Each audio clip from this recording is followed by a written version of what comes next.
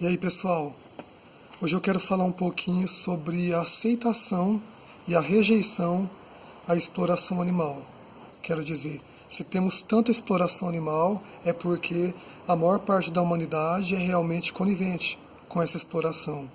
E um dos argumentos mais comuns de quem endossa a exploração é a ideia de que a exploração não é realmente daquela forma como os ativistas, defensores dos direitos animais costumam informar.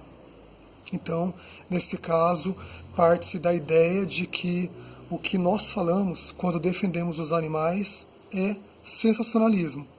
Ou seja, estamos plantando informações para fazer com que as pessoas fiquem chocadas e tornem-se vegetarianas ou veganas. Mas será que realmente defensores dos direitos animais seriam capazes de tal dissimulação? Será que eles têm recursos para fazer isso? Será que na indústria alimentícia que financia a exploração animal, que tem realmente condições de estimular as pessoas a continuar consumindo e criando a partir daí uma ideia quimérica, fantasiosa do que seja a exploração animal, ou seja, aquela ideia da deslegitimação do que é o sofrimento, do que é a exploração que envolve todo o processo industrial de produção de alimentos de origem animal.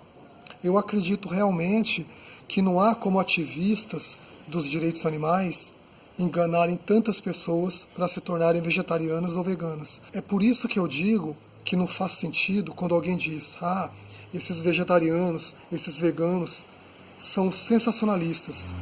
Eles divulgam muita desinformação, eles mentem, eles são capciosos. Eu acredito que isso seja totalmente verdade. Pelo seguinte, como que vegetarianos e veganos vão conseguir competir com a indústria da exploração animal se tratando de publicidade e propaganda? Eu acredito que não seja novidade para ninguém passar por algum tipo de situação em que você mostra a realidade da exploração animal para alguém, o sofrimento de algum animal, seja um bovino, um suíno, um caprino, uma ave, e alguém falar algo como: mas isso aí é exceção, isso não é o que acontece na maioria dos casos, Mas a verdade que eu sei é que os animais são bem tratados, que eles não sofrem, que eles não passam por nenhum tipo de privação.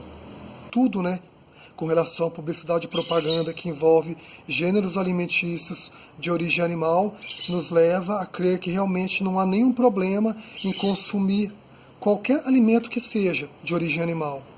Claro, porque isso é um trabalho, um investimento maciço, que envolve muito dinheiro para que as pessoas continuem consumindo. É muito fácil alguém dizer: isso é exceção, o sofrimento, os animais não passam por isso. Ou às vezes cita o caso de um tio, o caso de um vô, que realmente, no entendimento dele, não gera nenhum tipo de sofrimento ao animal. E isso, se a gente pensar bem, é uma coisa surreal, que chega a ser até absurda, porque não existe, por exemplo, um pedaço de carne sem morte, não existe, por exemplo, extração de leite dos úberes, das vacas, sem que para isso elas sejam condicionadas a viver ali como sendo um objeto que serve para a extração de um líquido, que vai servir de alimento para seres humanos. Um alimento que naturalmente existe para ser destinado ao bezerro, ao bebê da vaca. Claro que se uma pessoa está imersa na questão do consumo de alimentos de origem animal e ela se nega totalmente a reconhecer que isso é algo errado, equivocado e que não precisamos explorar animais, é muito mais difícil, ela absorver qualquer informação que você tente transmitir para ela contra a exploração animal. Existe uma teoria chamada disfunção narcotizante que foi proposta por Lazar Seldon Merton. E eu a considero bastante relevante porque ela se aplica tranquilamente à questão da exploração animal. Que é o quê? O processo de disfunção narcotizante é quando você sabe que algo acontece, você não deveria aceitar aquele algo, nem contribuir para que ele seja naturalizado, mas isso vai acontecer. Por quê? Porque você vai receber tantas vezes aquela informação que vai chegar um momento que ela não vai chocá-lo mais. E você vai interpretar ela como parte de uma realidade natural, que é o que acontece, por exemplo, com os animais, com a exploração animal. Um exemplo, quando você é criança, você de repente não concorda com a exploração de animais para consumo.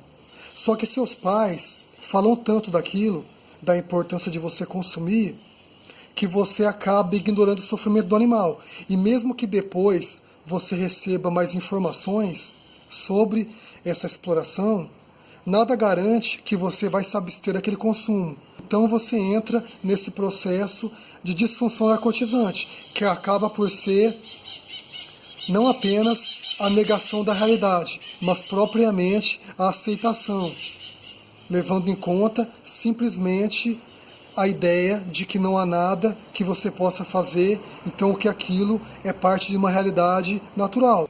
Eu particularmente acho bastante surreal quando alguém tenta comparar, por exemplo, a divulgação, né, e a produção de informações que partem de veganos e vegetarianos e defensores dos direitos animais com a indústria. A indústria ela tem condições de produzir muito conteúdo, muitas informações que levem as pessoas a continuarem nesse caminho. Já os vegetarianos, os veganos, eles têm praticamente a sua voz, né? E muitos fazem isso de forma voluntária, essa conscientização contra a exploração animal. Então realmente não há como a gente competir em nível de igualdade. E acabamos contando com o quê? Com o bom senso, né? Com a compaixão, com a sensibilidade, com a racionalização das pessoas, né?